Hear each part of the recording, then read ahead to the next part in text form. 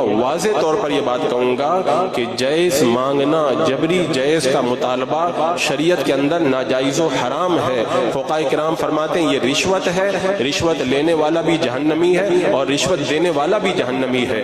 ہمارے فقہاء کرام نے، علماء کرام نے اس جائز کے مطالبے کو رشوت قرار دیا گیا ہے۔ یہ رشوت کی ایک شکل ہے۔ اللہ تبارک و تعالیٰ قرآن پاک میں ارشاد فرماتا ہے یا ایھا الذین آمنوا لا تأکلوا اموالکم بینکم بالباطل، ناحق آپس میں ایک دوسرے کا مال مت کھاؤ۔ یہ ناحق طریقے سے لے کر کے مال کھانا ہے اور اس طرح کرنے والے اپنے پیٹ کے اندر جہنم کی آگ بھرنے والا کام کرتے ہیں۔ اور شریعت مطہرہ نے یہ واضح اصول عطا فرما دیا ہے کہ لڑکی پر جب کوئی مالی ذمہ داری عائدی نہیں ہوتی ہے تو پھر کیوں ایسی ذمہ داری ان پر لگائی جاتی ہے۔ اور یہ جو جائز مانگا جاتا ہے نا، یہ مانگنا کتنا بڑا وبال ہے۔ ہمارے علماء نے فرمایا یہ جائز مانگنا گویا کہ بھیک مانگنا ہے، اس لیے کہ مانگنے کا دو ہی راستہ ہو سکتا ہے، یا تو آپ جس سے مانگ رہے ہیں اس پر آپ کا کوئی حق ہو تو آپ اپنا حق مانگ رہے ہیں۔ مجھے بتائیں داماد کا ساس پر کون سا حق ہے جو وہ مانگ رہا ہے؟ سسر کا داماد کا سسر پر کون سا حق ہے؟ یا اپنے سالوں پر کون سا حق ہے جو وہ مانگ رہا ہے؟ یہ حق مانگنا نہیں ہوا، یہ ناحق مانگنا ہوا۔ اور پھر مانگنے کا دوسرا راستہ یہ ہے کہ وہ اتنا غربت کا شکار ہے، فاقہ کا شکار ہے کہ اس کے لیے سوال کرنا جائز ہو گیا ہے۔ اگر واقعی کوئی داماد اگر اتنا غریب ہے اور اتنا فقیر ہے کہ شریعت نے اسے بھیک مانگنے کی اجازت دی ہے تو اسے صاف طور پر بھیک مانگنا چاہیے۔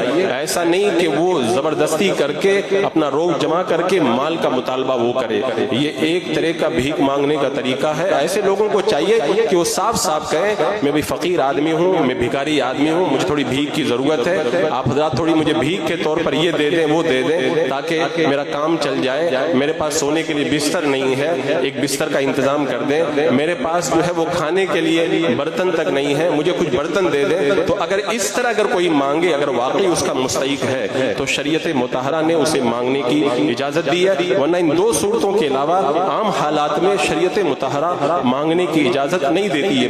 واضح طور پر یہ بات کہوں گا کہ جائز مانگنا، جبری جائز کا مطالبہ شریعت کے اندر ناجائز و حرام ہے۔ فقہاء کرام فرماتے ہیں یہ رشوت ہے، رشوت لینے والا بھی جہنمی ہے اور رشوت دینے والا بھی جہنمی ہے۔ ہمارے فقہاء کرام نے، علماء کرام نے اس جائز کے مطالبے کو رشوت قرار دیا گیا ہے۔ یہ رشوت کی ایک شکل ہے۔ اللہ تبارک و تعالیٰ قرآن پاک میں ارشاد فرماتا ہے یا ایھا الذین آمنوا لا تأکلوا اموالکم بینکم بالباطل، ناحق آپس میں ایک دوسرے کا مال مت کھاؤ۔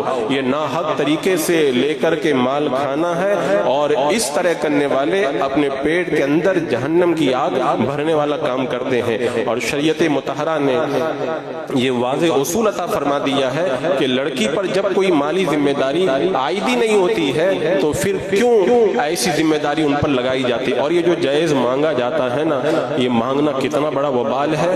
ہمارے علماء نے فرمایا یہ جائز مانگنا گویا کہ بھیک مانگنا ہے، اس لیے کہ مانگنے کا دو ہی راستہ ہو سکتا ہے، یا تو آپ جس سے مانگ رہے ہیں اس پر آپ کا کوئی حق ہو تو آپ اپنا حق مانگ رہے ہیں۔ مجھے بتائیں داماد کا ساس پر کون سا حق ہے جو وہ مانگ رہا ہے؟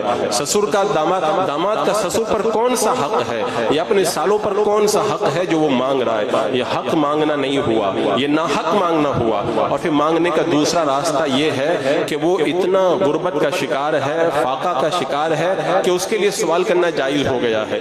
اگر واقعی کوئی داماد اگر اتنا غریب ہے اور اتنا فقیر ہے کہ شریعت نے اسے بھیک مانگنے کی اجازت دی ہے تو اسے صاف طور پر بھیک مانگنا چاہیے۔ ایسا نہیں کہ وہ زبردستی کر کے اپنا روغ جمع کر کے مال کا مطالبہ وہ کرے۔ یہ ایک طرح کا بھیک مانگنے کا طریقہ ہے۔ ایسے لوگوں کو چاہیے کہ وہ صاف صاف کہیں میں بھی فقیر آدمی ہوں، میں بھکاری آدمی ہوں، مجھے تھوڑی بھیک کی ضرورت ہے، آپ حضرات تھوڑی مجھے بھیک کے طور پر یہ دے دیں وہ دے دیں تاکہ میرا کام چل جائے۔ میرے پاس سونے کے لیے بستر نہیں ہے، ایک بستر کا انتظام کر دیں۔ میرے پاس جو ہے وہ کھانے کے لیے برتن تک نہیں ہے، مجھے کچھ برتن دے دیں۔ تو اگر اس طرح اگر کوئی مانگے، اگر واقعی اس کا مستحق ہے تو شریعت مطہرہ نے اسے مانگنے کی اجازت دی ہے، ورنہ ان دو صورتوں کے علاوہ عام حالات میں شریعت مطہرہ مانگنے کی اجازت نہیں دیتی ہے۔